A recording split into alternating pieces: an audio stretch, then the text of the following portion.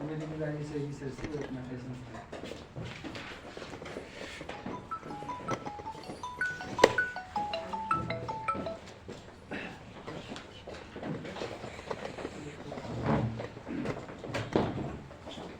जो पशुओं से इतना हल्ला मचाया कि पशु आए, पशु ने खा लिया, सारा कुछ नुकसान कर दिया।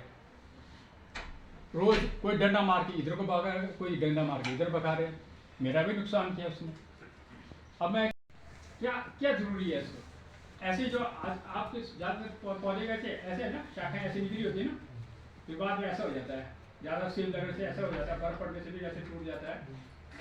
लॉ में जो मैं नेचुरल फार्मिंग की बात करना, पेड़ों का जो वो देखे ना आपने, टहनियाँ देखे, वो ऐसे होता है, ऐसे को सब ऐसे ऐसे कुछ आपने उस शेप में लाना उसको। उसका रीज़न ये है कि जितना आप उसको इसमें लाएंगे तो आपका अर्ली फ्रूटिंग होगा, उसमें स्पर फॉर्मेशन ज़्यादा होगा। जो स्पर आपने 4-5 सालों में बाद पैदा होना है, वो स्पर जो है आपके 2-3 सालों में स्पर आना शुरू हो जाएगा। तो उसको क्या चाहिए होता है? उसको चाहिए होता है सनलाइट, सूरज की रोशनी चाहिए, हवा चाहिए। सूरज की रोशनी उस पर पड़ती है, आपका सारा का सारा सेब ऊपर से लेकर नीचे तक एक टाइम में सारे लाल हो जाते हैं। और हवा का प्रवाह होता है, उससे आपके फंगल और बैक्टीरियल कई जो डिजीज़ हैं वो नहीं लगते हैं। और ये आपको इस चीज़ का एडवांटेज है। वो इस तरीके से ट्रेनिंग आप पूरा करते रहेंगे जब तक आपके 2-3 साल जो आपको उसकी टहनियों की ट्रेनिंग करनी पड़ती है। उसके बाद प्रूनिंग है। प्रूनिंग का जो है, आप चाहे सेंट्रल लीडर सिस्टम रखते हैं, मॉडिफाइड सेंट्रल लीडर सिस्टम रखते हैं, ओपन बेस वाला जो है लीडर को काट के आप ऐसा रखते हैं, या आजकल जो चला हुआ नया जो स्पिंडल बूस्ट सिस्टम है जो है उस तरीके से रख सकते हैं। वो सारे सिस्टम्स हैं, आप उस तरीके से आप जो सबसे बेस्ट है उस बेस्ट सिस्टम को आप अडॉप्ट कर सकते हैं। ये नहीं है जो मैं आज हूँ, मैं 2-3-4 बजे तक ज़्यादा बर्फ़ पड़ जाए तो फिर शायद मेरा वापस आना मुश्किल हो जाएगा। तो फिर मैं कल भी आपके साथ हो सकता हूँ अगर बारिश बर्फ मल्चिंग के ऊपर थोड़ा सा बताइए। Mulching time bound. मल्चिंग तो आपके जो है ना, ये दिन को कि उनको डर होता है कि भाई वो अपनी जान तो प्यारी होती है ना, कोई भी खा जाएगा उसको, तो रात को ज़्यादा काम करते हैं। अगर हम मल्चिंग करते हैं तो वो केंचुआ जो है रात दिन काम करते हैं, 24 आवर्स वो काम करते हैं। और देसी केंचुआ का एक बहुत बड़ा फ़ायदा ये होता है कि वो मिट्टी नीचे से मिनरल्स को खाते हैं, नीचे से लाता है वो 3-6-7 फीट नीचे जाके मिनरल्स को लाता है और ऊपर वो निकालता है, वो आपको रिच मिनरल्स देता है। और दूसरा जो है वो जो बनाता है तो पोरस बनाता है, उसको छेद निकालता है, जब आप बारिश के पानी है तो उसके अंदर जाता है, तो वो आपका नमी को बरकरार रखता है। बहुत ही ब्यूटीफुल जानवर है केंचुआ। तो वो जो मल्चिंग करने से आपको ये फ़ायदा होता है। मल्चिंग करने से दूसरा होता है कि आपका जो इवेपोरेशन जो जाता है, आपका जो नमी उड़ता है ना, उस उड़ने को बचाता हो ये। और मैं क्योंकि मैं तौलिया नहीं बनाता तो मैं मल्चिंग ही करता हूँ, मैं कुछ भी डालता हूँ उसके बाद मल्च कर लेता हूँ। अभी मैंने केंचुआ खाद डाला उस पर मल्च कर लेता हूँ। आप ये जो बेस डिकम्पोजर से जो बनाता हूँ वो वही मल्च होता है। इवन आपका जो प्राकृतिक खेती में जो करते हैं जीवामृत वगैरह जो घन जीवामृत डालें, मैं को सुना तो मैं सर का थैंक यू करना चाहूँगा कि इन्होंने मतलब बहुत सी बातें बहुत ब्रीफ में आपको मतलब अच्छे से बताई आपको, मतलब जिसका आप यूज़ करके मतलब अपने लिए का मतलब प्रोडक्टिव चीज़ कर सकते हैं आप अपने लिए। तो जैसे नेगी सर ने कहा कि कमी तो सब में होती है, पर सर आपकी कमी वैसी जैसे चांद में दाग है तो उसको पता नहीं चलता है ना।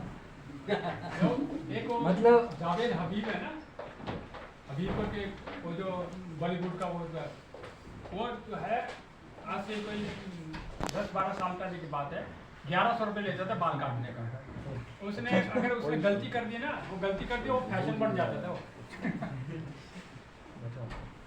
वो खाली बाल्टी लेके आते हैं, खाली लेके चले जाते हैं। यहाँ पर सुना मतलब उसको इम्प्लीमेंट नहीं किया, तो मैं नहीं चाहता हूँ कि ऐसा फिर से हो। मतलब हम दोनों जो एरिया है उनके एफपीओ बने हुए हैं और मतलब काम कर रहे हैं वो, मतलब थोड़ा और एनर्जेटिक होके काम करे ना तो उसका आउटपुट हमें थोड़ा अच्छा मिलेगा।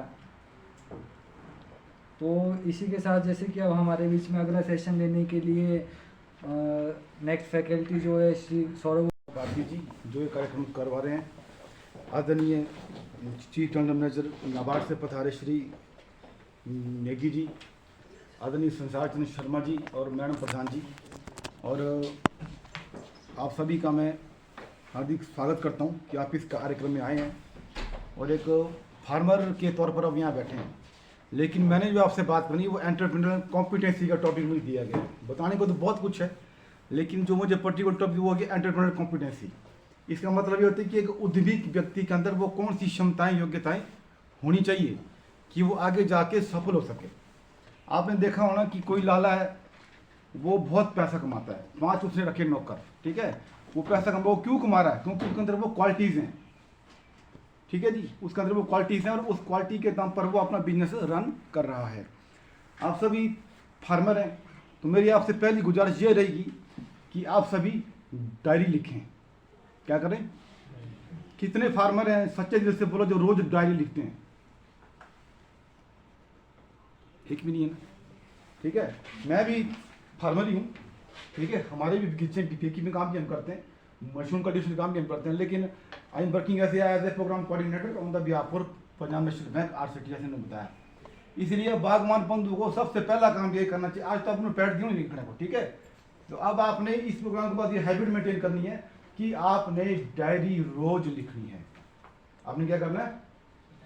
डायरी आपने रोज लिखनी है। उसमें यह लिखना कि आज मैंने इतनी ग्राम स्प्रे की, उसमें इतनी कॉस्ट बैठी, आने वाले 15 दिन के बाद इतनी तारीख के बीच में इस हफ्ते मैंने स्प्रे करनी है, ठीक है जी, इतना खर्चा मेरा। तो क्या होगा, आप लिखना शुरू करें, फिर वो डायरी आपको मेरी याद कराएगी कि किसी को कोई आदमी आया था, उसने हमको डायरी लिखने को बोला था। मैं भी लिखता हूँ, लेकिन उसमें काम की बात लिखनी, बेकार की बात नहीं लिखनी है, ठीक है जी। कि आज मुझे फाना नेत्र मिल गया, जो समोसे खा ली, मोमो खा ली, ऐसी बात नहीं लिखनी, ठीक है। इसलिए ऐसे बागवान बंधु आपको सबसे पहले डायरी लिखने की आदत डालनी चाहिए। डायरी आप रोज लिखें कि कौन सी खाद मैंने आज डाली है, कौन सी स्प्रे की है, अगले 15 दिन के बाद मैंने क्या शेड्यूल। वो डायरी लोग नहीं लिखते हैं। और 15 डेज के बाद मैंने ये देखा है कि लोग देखते हैं 50 वो पड़ोसी ने वो बड़ी स्प्रे कर दी, तो वो भी वो लेके आ जाता है, लेकिन वो ये नहीं देखता कि क्या उसके पौधे को उसकी जरूरत है कि नहीं है, ठीक है। पौधा खुद आपको बताया करता है कि मुझे की जरूरत है कि नहीं है। इसलिए पहली बात मैं ये रखना चाहूँगा कि आपको रोज डायरी लिखनी आनी चाहिए।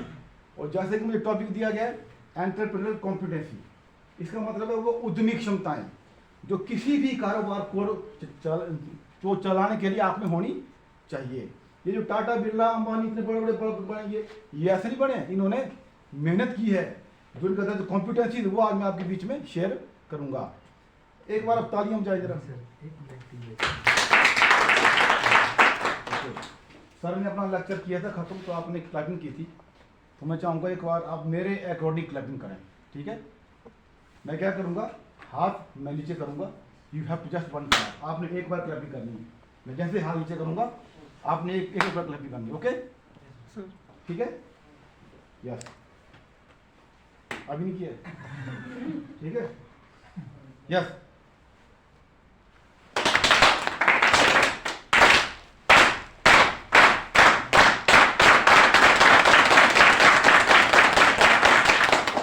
ऐसी ठीक है।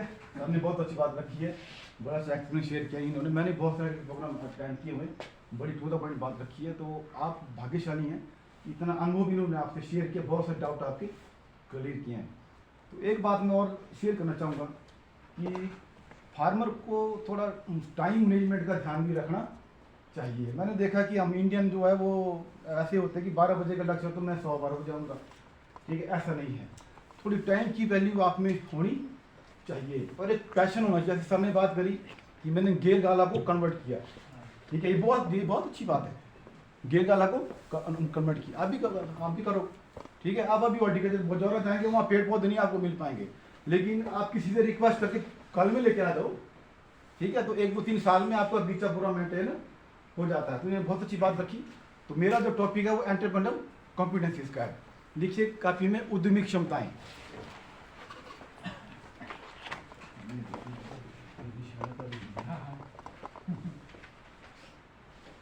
ये एक कॉपी रख लो आप लोग ना, 2 लोग हो ना, 2 आदमी।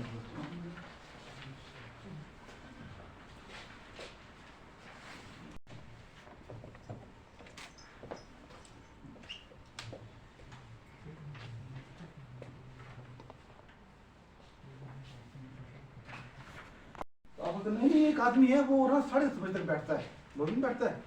गांव में एक आदमी ऐसा होता है दुकानदार, तो रात को 11 बजे तक दुकान खोल के बैठता है, और एक आदमी ऐसा तो सुबह 6 बजे खोल के बैठवाऊँ, क्यों कि सेल शाम को 5 बजे के बाद ही ज़्यादा होती है, और उस आदमी की 6 बजे के बाद ज़्यादा सेल होती है। तो ये क्या है, वैल्यू ऑफ टाइम। लेकिन अगर आप फार्मर हैं तो आपकी लाइफ में भी वैल्यू ऑफ टाइम होना बहुत ही जरूरी है। तो कुछ एक बातें शेयर करना चाहूँगा, इसको आप देखना।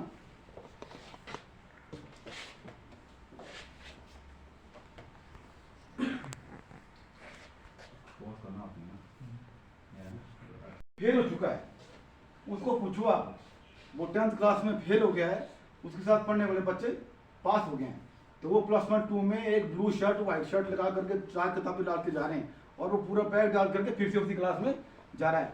तो वो आपको बताएगा कि 1 साल की कितनी कीमत होती है।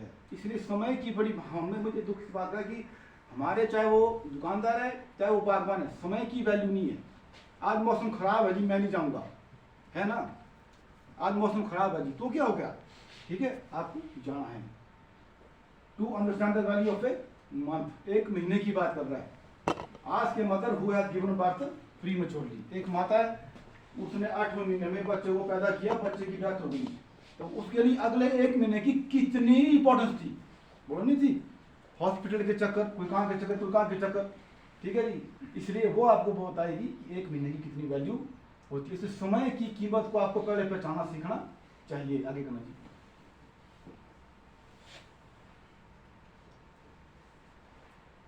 To understand the value of a week, एक हफ्ते की बात कर रहा है। आज the editor of a weekly, imagine है, ये बाजार में बिकती है 100 रुपए की, और ये पूरे भारत के बाजारों में ये मैगजीन बिकती है। इसलिए उसका जो संपादक है, एडिटर है, उसके लिए 1 हफ्ते की कितनी इंपॉर्टेंस है। उसने विद इन 1 वीक खबरें इकट्ठी करनी है, काटनी है, छांटनी है, पूरे भारत के जो भी सेलर हैं वहां तक ट्रांसपोर्टेशन के माध्यम से पहुंचानी है कि हर महीने, हर हफ्ते के सोमवार को लोग उसको लेने आते हैं। तो वो क्या एंटरप्रेन्योर है ना, वो उस मैगजीन के माध्यम से पैसा कमा रहा है। इसलिए उस व्यक्ति के लिए 1 हफ्ते की कितनी इंपॉर्टेंस है। आगे बोलता है to understand the value of an hour, 1 घंटे की बात कर रहा है। आज के young couple in love who are impatiently, मतलब बेचैनी से awaiting to see each other again, ये समझाने की जरूरत आपको समझा देते हैं, ठीक है। 2 couple they are in love, ठीक है, वो एक दूसरे को देखने के लिए बड़े बेचैन है 1 घंटे से, उनको पूछो उनके लिए 1 घंटे की इतनी वैल्यू है। आगे बढ़ो। उसके बाद बोलता to understand the value of a minute, 1 minute की बात की जा रही है। Someone who has just missed their train, their bus और देयर प्लेन। बहुत सारे लोग होंगे जो लगवैली से आते होंगे, बिजली महादेव से आते होंगे, दोरानाला से आते होंगे, ठीक है जी, जो लिंक रोड की बस से आते हैं, ट्रेन से आते होंगे, बेकड़ी से आते होंगे, पाननाले से आते। 1 मिनट की देरी से अगर बस छूट जाए तो उस समय आपको ये रियलाइज होता है कि यार मैं 5:28 पर ही पहुंच जाता, 5:32 पर पहुंच जाता, तो मेरे को 5:30 बजे की बस मिल जाती। अब क्या करना पड़ेगा, अब जिपड़े में 100 रुपये दे के को जाना पड़ेगा, क्यों ऐसा नहीं होता है। इसलिए वैल्यू ऑफ टाइम का होना बहुत बहुत बहुत ही जरूरी है। आगे बढ़े।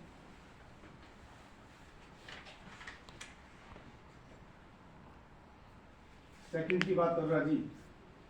आज someone who has survived an accident, आप गाड़ी चला रहे हो, बाइक बचाना है, आपने अपनी जान बचा ली।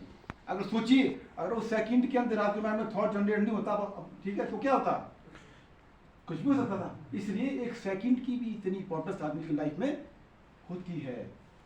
To understand the value of a millisecond भी सेकंड का हिस्सा होता है, ठीक है जी। आज someone who has just won the silver medal at the Olympic games. आपने देखा ना कि ओलंपिक गेम्स में तरह तरह की होती खेल में 2 धावकों ने, 2 रेसरों ने मिल करके दौड़ लगाई और विनिंग लाइन को एक साथ क्रॉस किया। बोथ आर डेड श्योर, मैं जीता, I am the winner, I am the winner. लेकिन आपके फोन में स्टॉप वॉच होती है, वो क्या करती है, वो मिली सेकंड कवर करती है। तो उसने क्या किया कि मिली सेकंड से एक आदमी को मिला गोल्ड मेडल। क्या उसको क्या मिला, गोल्ड मेडल।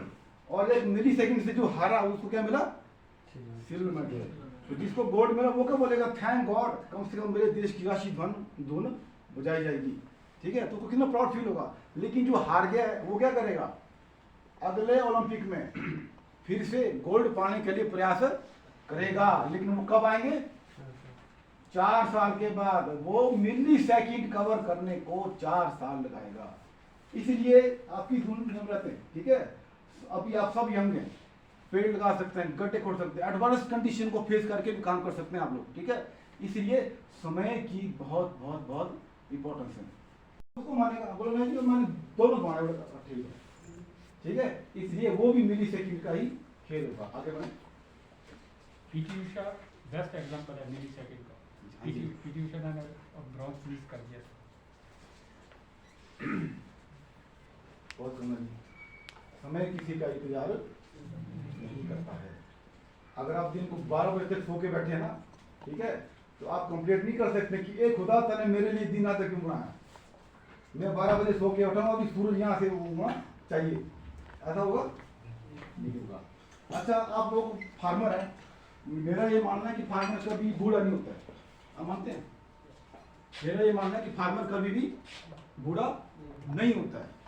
मेरे 85 साल के दादाजी वो गोबर उठाते थे, स्लीपर उठाते थे, खेतों में काम करते थे, सुनियाँ निकाली उन्होंने बात 85 ईयर्स ओल्ड, तो वो कभी बूढ़े, मैं उनको बूढ़ा नहीं मानूंगा। लेकिन आप लोग कितने लोग हैं जो ये मानते हैं कि हम कल बूढ़े हो जाएंगे? कौन कौन मानता है? बोलिए,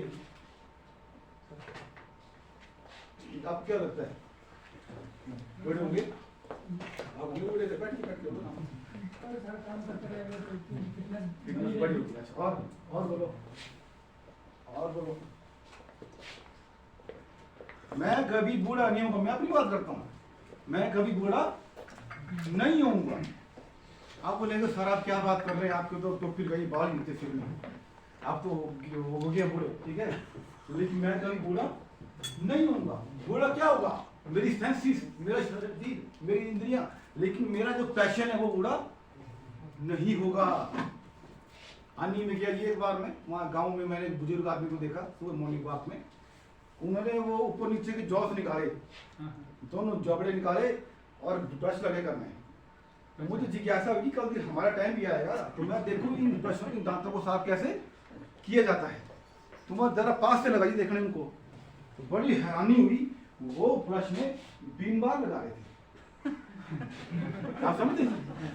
जिससे बर्तन धोते ना हम लोग, थोड़ा शुगर जैसा होती लगता है, अच्छा पूछेंगे बोल रहा। मैंने बोला मामू ये क्या कर रहे हैं? बोले क्या बात है? मेरे सांप को मुंह में स्मेल नहीं आती, बोले साबुन लगा रहे हैं आपको। बोला थोड़ा पास आके वो फाइन देता है। फिर मैंने पास से बोला मेरे मामू ये क्या कर रहे हो आप? बोला दांत साफ कर, मेरा बीमार से मुंह में स्मेल नहीं आती है। तो बूढ़ा बड़ा हाजिर जवाब था, बोला बेटा आप खाना आप किस चीज में खाया करते हैं? मेरा जी हम थाली में खाते हैं। बोला थाली को किस से साफ करते हैं? मेरा जी बीमार से करते हैं, ठीक है जी। फिर उसके बाद अब खाना आप क्या चीज में खाते हैं? मेरा जी उसी थाली में खाते हैं। बोले स्मेल आती है आपको? बोले ठीक है जी। तो वो आदमी बूढ़ा नहीं हुआ था। वो मेरे को शाम को अन्नी ग्राउंड में मिला जहाँ रामलीला होती है, उसने वो छली कुकड़ू बूटा जो भी आप बोलते हैं वो बुनाया, 20 रुपये दिए, नींबू नाम को लगाया, ठाट से बैठ के खाया, वही था बूढ़ा ना बैठा।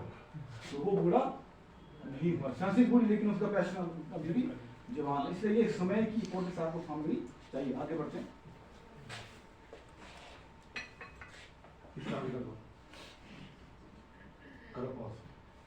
क्या होता है कि हिस्ट्री जो बीत गया वो भी बीत गया, जो अभी इन्होंने आपको नॉलेज दिया है उसके बेस पर आज से काम स्टार्ट कर दो, ठीक है? अगले बोले 3 साल में रिजल्ट आपके सामने होगा। टुमारो इसे मिस्ट्री, कल का क्या रहस्य, कोई पता नहीं कल क्या होगा, ठीक है जी? Today is a gift. आज का आपको पता है कि 1:30 बजे लंच होगा, 2 बजे लंच होगा, उसके बाद खाना और लेक्चर होगा, ठीक है? तो ये आपको सारा पता, इसलिए we should live in day time compartment, हमको वर्तमान में रहना सीखना चाहिए। अरे छोटी सी बात रखूंगा आपके सामने कि कॉम्पिटिशन कामों में आपको नहीं दी जाएगी। बोलने का मतलब आपने 86,000 रुपये खर्च किया, जो 400 रुपये खाते में रह गए हैं वो ऑटोमेटिकली ही डिलीट खत्म हो जाएंगे, क्योंकि आपने उनका यूज नहीं किया। आप क्या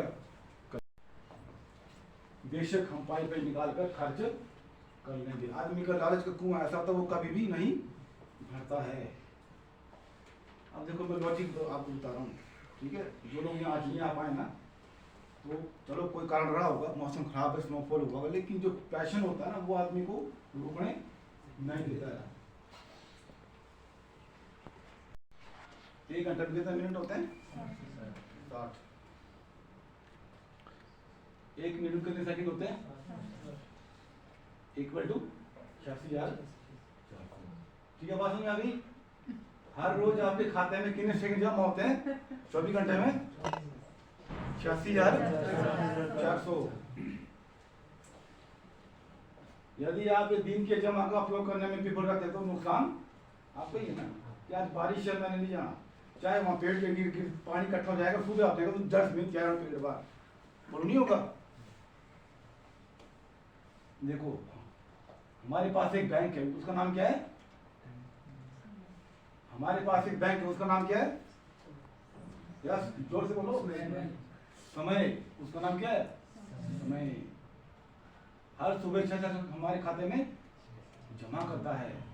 हर रात उपयोग ना किए गए सेकंड को यह खत्म कर देता है।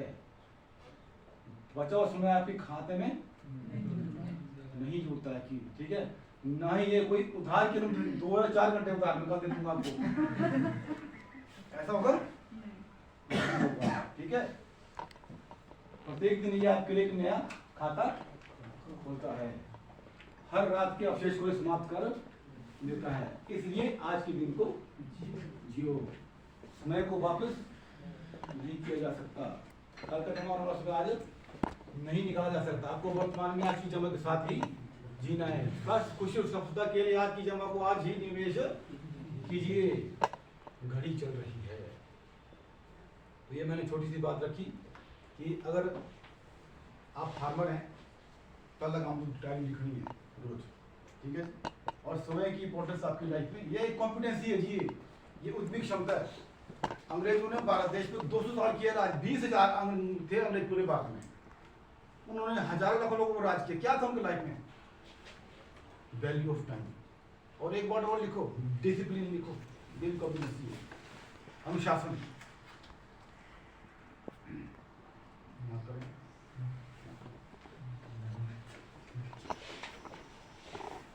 अनुशासन से आप क्या समझते हैं? बोलते हैं he is the well disciplined person. क्या करता है जी? है तो चपरासी है जी, सवेरे 9 बजे आता है, शाम को 5 बजे करता, सब जाइए मैं जा रहा हूँ, कोई नहीं रोक पाता। क्यों? उसने अपना सारा काम टाइमली मेंटेन किया हुआ। He is the well disciplined person. इसलिए जवाब देना, ईमानदारी से जवाब देना। क्या आपकी लाइफ में 100% अनुशासन है? नहीं। हम यही खता खाते हैं, ठीक है, नहीं है। कैसे आएगा? एक बच्चा जब स्कूल में जाता है, मैं कि नहीं ऐसा बोलता ना, 100 बार बोलता दिन में, उसको क्यों सिखाते हैं? आने वाले टाइम में वो किसी भी फील्ड में, जब फार्मर बने, जॉब करे, कुछ भी करे, लेकिन उसकी लाइफ में डिसिप्लिन होना जरूरी है। क्योंकि वो तो मैम क्या नहीं, गो टू बाथरूम, मैं क्यों ऐसा बोलता ना दिन में 100 बार, वो क्यों बोलता है? क्योंकि उसकी लाइफ में डिसिप्लिन होना चाहिए। एक आपको देता हूँ एग्जाम्पल, जब तक मार्केट में आ रहा हूँ, आपने टीवी में देखा होना वो रामायण महाभारत देखा होना है। तो महाभारत में क्या होता है कि कौरव और पांडवों की सेना आमने सामने होती है, ठीक है। पांडवों ने क्या किया? सिर से मुकुट उतारा, पैरों की चप्पल उतारी और ऐसे मुंडी जुबा के चल पड़े कौरव की ओर। दुर्योधन ने सोचा कि सरेंडर करने आ रहे हैं, आत्मसमर्पण, कि हमारे यहाँ जो 5 अक्षोणी सेना, तुम्हारे में 11 अक्षोणी है, हमने नहीं लड़ना, ये लोग आ रहे हैं आत्मसमर्पण करने। तो उन सब भाइयों ने पहले जाके कुल गुरु के चरणों में, कृपाचार्य के चरणों में प्रणाम किया कि हम आपके सामने पैदा हुए हैं, आज हम ही आपको मारने आए हैं। पैरों में प्रणाम किया, बोला विजयी भव। इसका क्या होता है? ठीक है, लेकिन समय आने पर मैं आपको अपनी मौत का रहस्य बताऊंगा। विजयी ऐसे करते उन्होंने सबको प्रणाम किया। तो महाराज उन्होंने अनुशासन के दम पर आधा महाभारत तो वही जीत लिया, ठीक है। इसलिए फार्मर के रूप में आपके अंदर अनुशासन होना चाहिए। आगे बढ़ जाते हैं।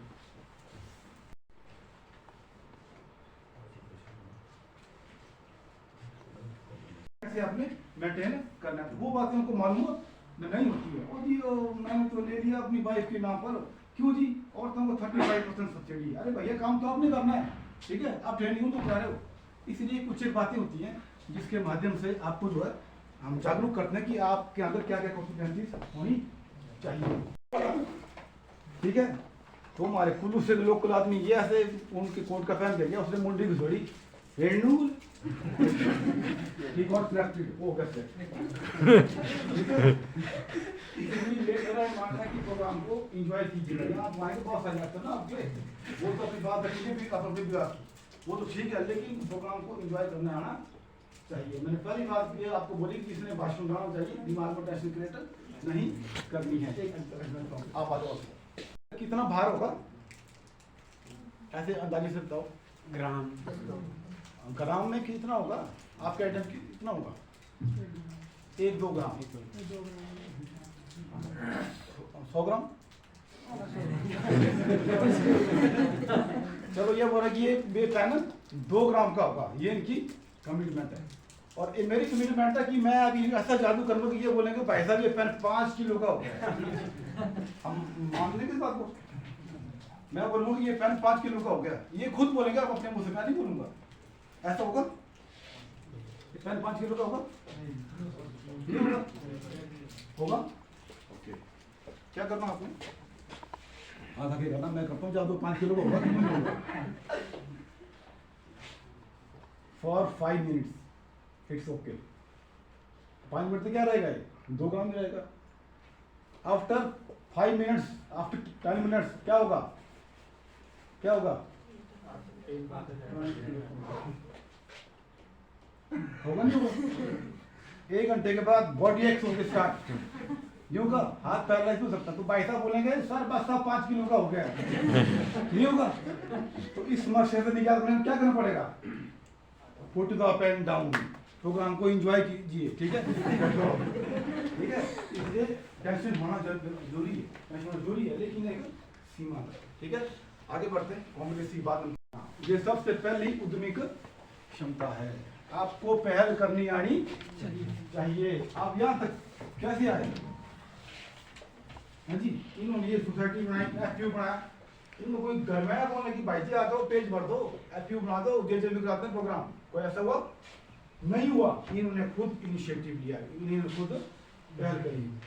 हॉर्टिकल्चर के लोग यहाँ आएंगे, वो बोल रहे हैं कि फैक्टून सैमन क्लोनिंग की कैंची आई है, पानी के टब आए हैं, पाइप आई हैं, ये जड़ी बूटी के ऊपर स्कीम आई है, तो वो तो आपको जानकारी देंगे, लेकिन उस स्कीम का लाभ उठाने के लिए पहल आपको करनी पड़ेगी। ये एक एंटरप्रेन्योर कॉम्पिटेंसी है। आपने कोई व्यापार खोलना है, ठीक है जी, कोई भी कारोबार आपने खोलना है, उस कारोबार को खोलने के लिए आपको खुद पहल करनी पड़ती है। जब तक आप पहल नहीं करते तब तक आप किसी भी काम में सक्सेस नहीं होते। ये पहली कॉम्पिटेंसी है, आपको पहल करनी। अगर आपने बैंक से लोन लेना है तो आपको कहाँ जाना पड़ता है? आप बैंक जाएंगे ना, आप बैंक जाएंगे, उनको आप बोलेंगे कि हाँ जी मुझे लोन दे दो। ठीक है, इसलिए पहल करनी आनी चाहिए। ऐसा नहीं कि घटनाक्रम ऐसा हो गया कि आपको मजबूर होकर पहल करनी पड़ रही है, मैंने थोड़ी करना था, अब तो करना ही पड़ेगा, वैसी पहल नहीं करनी है। देखिए जरा,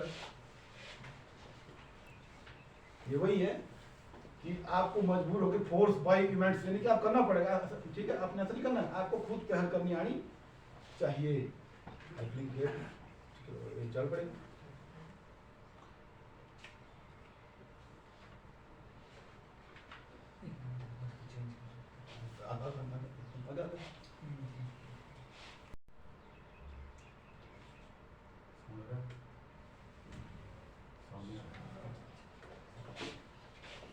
मेरा पुत्र में खूब खाता बोला, मैं वो बुलाता था, घर घर जाके गैस चूल्हे स्टोव ठीक से करता था, लेकिन मेरे भाई ने मेरे इससे मेहमान डाली, पंजाबी भूमि सारी खाली। मैंने उस पैसे को इकट्ठा करके यहाँ इंडस्ट्रियल छोटा सा प्लांट निकाला, स्टील फैब्रिकेशन का प्लांट, और आज दूधी डालने में जितना भी लोहा लग रहा है मेरी फैक्ट्री से तैयार हो रहा है।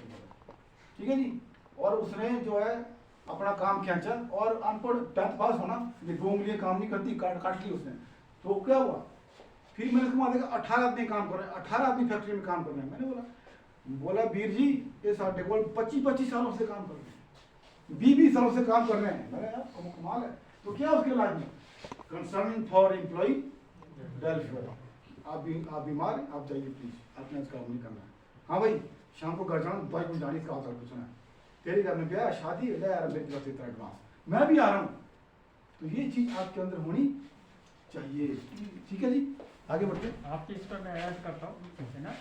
मेरे पास जो काम का तो वो एक जो इन्होंने बात की ना, और उससे क्या होता है उसके अंदर एक आया कि मैं वो कंसर्न है, वो मालिक से ज़्यादा कंसर्न है वो रहता है। तो वो कभी आपको छोड़ के नहीं जाएगा। हाँ। कई बार आपने चंडीगढ़ जाना है, आप 4 दिन में आ रहे हैं, तो आपके बिहाफ पर उन्होंने काम करना है। बिल्कुल। तो 4 दिन में फर्म का नाम भी खराब हो सकता है और आगे भी जा सकता है। ठीक है, इसलिए आपको वेलफेयर जो भी आपके यहाँ एम्प्लॉय उनके वेलफेयर के बारे में सोचना। आप तो हैरान होंगे कि लेबर एक्ट अगर फॉलो करने लग जाए यहाँ पर तो आप तो परेशान हो जाएंगे। की वर्किंग आवर्स, औरतों के लिए सेपरेट बाथरूम, सेक्सुअली मतलब की होता भी नहीं होती, सेक्सुअली हरासमेंट की कमेटियाँ बनी हैं, 1 घंटा उनको आराम का कार्य है। उसके बाद लेबर एक्ट में के तहत आप उनको साल में क्या दे रहे हैं, सिलाई मशीन दे रहे हैं, आप क्या दे रहे हैं आप, ठीक है। वो सारी चीज़ें अगर आप देना होता है तो बात बहुत आगे जाती है। लेकिन जैसे ही इन्होंने बात करी, आप इतना लाइसेंस तो मेंटेन करके रख सकते हैं। क्या लिखा है, मॉनिटरिंग, निगरानी करना। अब देखिए जो लोग आपके साथ काम कर रहे हैं वो काम आपको पहले खुद करने आने चाहिए। मेरे यहाँ एक आदमी है काजा से, उसने 8 लाख का लोन दिया। मैंने बोला भाई साहब क्या काम करना है, बोला जी मैंने बन ब्रेड बिस्कुट बेकरी का थोड़ा निकालना यूनिट। मैंने आपको काम आता है, नहीं आता। उसका prime minister employment generation programme में 8 लाख का लोन सैंक्शन हुआ था। बोला मुझे नहीं आता। बोला काम कैसे करोगे, बोला लोग रखे हैं, बोले मैंने एक्सपर्ट। खुदा ना खास्ता अगर वो लोग भाग जाएं या किसी कारणवश वो काम ना कर पाए तो वो क्या कर पाएगा, नहीं कर पाएगा ना। इसलिए जो भी काम आपके साथ सहयोगी हैं उनके काम को मॉनिटर करना भी आपको आना चाहिए। हो सकता है कई बार कोई धोखा दे दे या कुछ रेफरी कर दे, अगर वो आपकी पकड़ में नहीं आएगी तो 31 मार्च को बैलेंस शीट बनाने की 2.5 का घाटा शो होगा, तब आपको जाकर के वो बात पता लगेगी। इसलिए मॉनिटरिंग करने आपको आनी चाहिए। देखो 1 रुपए की बात है, हमारे गांव में लाला जी हैं, उसने बिल बनाया 91 रुपीज, 91 रुपये का उसने बनाया बिल। मैंने उसको 100 का नोट दिया तो वो मुझे लौट आएगा, बोलो 9 रुपये लौट आएगा ना। उसने मुझे बोला 1 रुपया है, बोले 1 रुपया खुला। वो क्यों बोल रहा है सर, 10 रुपये वापिस देगा। तो मैंने बोला लाला जी हम आपके गांव के बच्चे हैं, 1 रुपये की तो टॉफी बांट देते लोगों को, छोड़ो उसे आप दो यहाँ 10 का नोट। बोला नहीं, सुबह सुबह का टाइम था, गले में पैसे मिलते। लाला जी ने ऐसी मोटी सी लगा के ऐसे 8-9 सिक्के गिन के मेरे को हाथ में रख दिए। मेरा थोड़ा टेम्पो लूज हो गया, ठीक है। ओ मतलब लाला जी 1 रुपये के पीछे आपने क्या कहानी बना के रखी हुई है, एक क्या मतलब होगा। तो उसने टेम्पो लूज नहीं किया, ठीक है। एक बार लिखना, मैं 3 बार दिखाऊंगा आपको, ठीक है। बोला बेटा यहाँ बैठो, मैं आपसे बात ही कर लेता हूँ। बोले आपने सामान दिया ना, इस तरह के मेरे पास 100 आदमी रोज आते हैं, 91 का बिल पाना पड़ेगा। अगर मैं छोड़ दूं तो 1 दिन की हो गए 100 रुपये, 1 महीने के, साल के 36,000। 31 मार्च को बेटा जी बोला मेरा अकाउंटेंट जी को 36,000 रुपये काटा शो करेगा, आप देंगे बोले ठीक है जी। ये देखिए ये है आगे की सोच, ठीक है। इसीलिए आपको मॉनिटरिंग वो देख रहा है कि 1-1 रुपया का भी जा रहा तो 31 मार्च को 36,000 का घाटा मेरे को होना है। ये बातें भी आपकी जानकारी में होनी चाहिए। आगे बढ़ते हैं,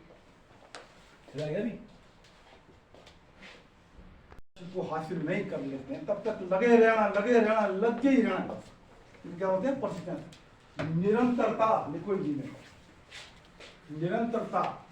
जब तक आप अपने लक्ष्य में हासिल नहीं होते हैं तब तक उसका पे लगे ही रहना बस। दिन नहीं है, रात नहीं, सुबह नहीं है, मैंने काम करना तो करना ही है, मैंने ये अचीव करना तो करना ही है। एग्जाम्पल देता हूँ आपको, एक छोटा सा पक्षी घोंसला बनाता है, वो एक प्लानिंग करता है।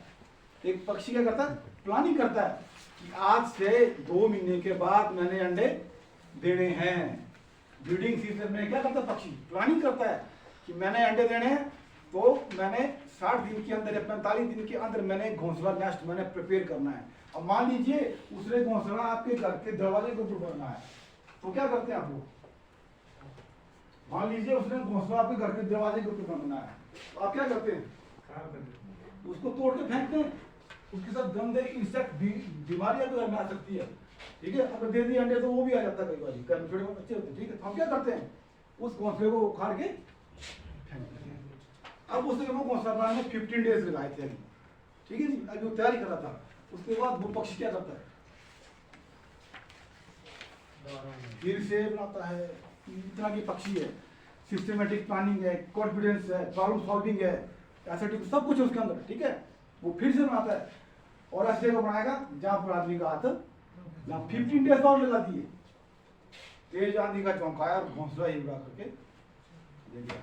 उसके बाद वो क्या करता है?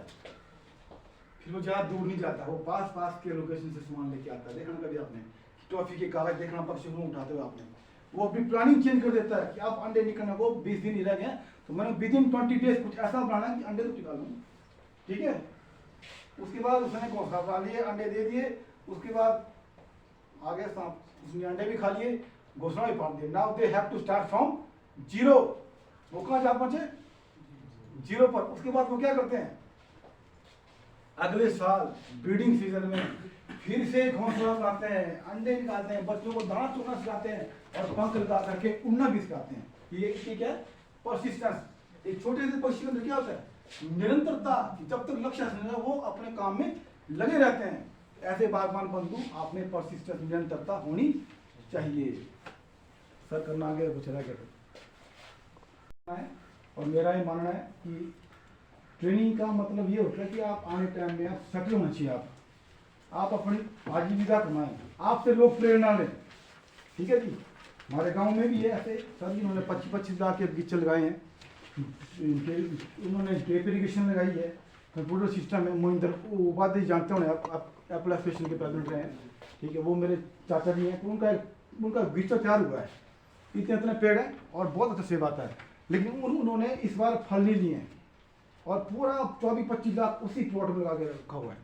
तो देखिए, अब इस तरह की टेक्नोलॉजी आप तक आ रही है, लेकिन उसको अडॉप्ट करना, उसके बारे में जानकारी इकट्ठी करना, प्रोडक्शन करना, ये सब बातें आपको सीखनी आनी चाहिए। तो इन शब्दों के साथ मैं अपनी वाणी को विराम देना चाहता हूँ। आपको अपना देख भी है और आशा करता हूँ कि आप एक सफल कारोबारी बने, व्यापारी बने, अच्छे फार्मर बने।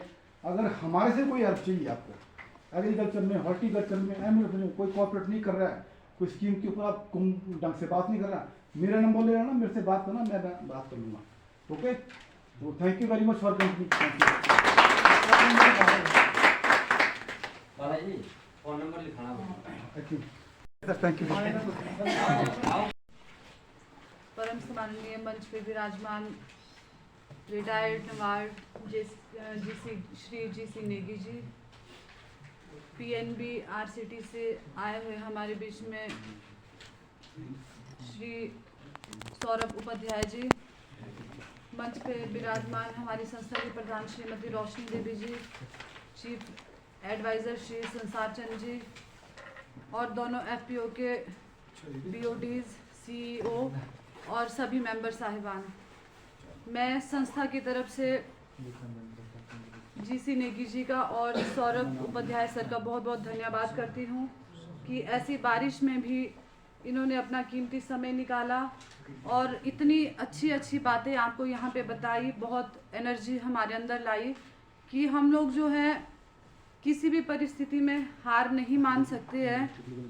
हमें उस परिस्थिति से जूझना आना चाहिए, उससे निकल के जो है हमें नए आइडिया को इनोवेट करना आना चाहिए।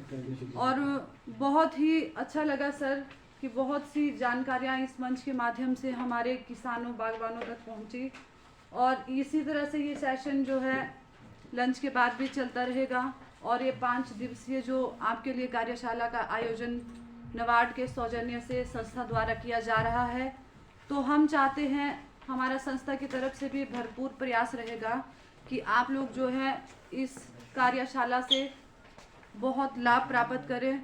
जैसे कि हमारे पास एक यहाँ पे है उदाहरण भी, सुनील जी, जब हमने पहली कार्यशाला करवाई थी तो उसके पश्चात जो है DIC के बारे में हमें जानकारी प्राप्त हुई थी। मुख्यमंत्री स्वावलंबन योजना द्वारा जो है इन्होंने एक गाड़ी भी ली थी, तो ऐसी ऐसी चीज़ों का जो है आप फ़ायदा उठाएं, जानकारी ले और ज़्यादा से ज़्यादा जो है अपनी बागबानी की तरफ ध्यान दें, क्योंकि बागबानी करके ही जो है हम लोग इस प्लेटफॉर्म में आज जुड़े हुए हैं। तो मैं तहे दिल से अपनी और अपनी संस्था की तरफ से धन्यवाद करती हूँ सर आपका। और इसके पश्चात लंच का आयोजन किया गया है, आप सभी लंच के लिए नीचे चले, तो भूख भी लगी होगी आपको, ज़्यादा समय ना लेते हुए धन्यवाद सर। खाना खा के ना सीधे यहाँ पर आना है वापस।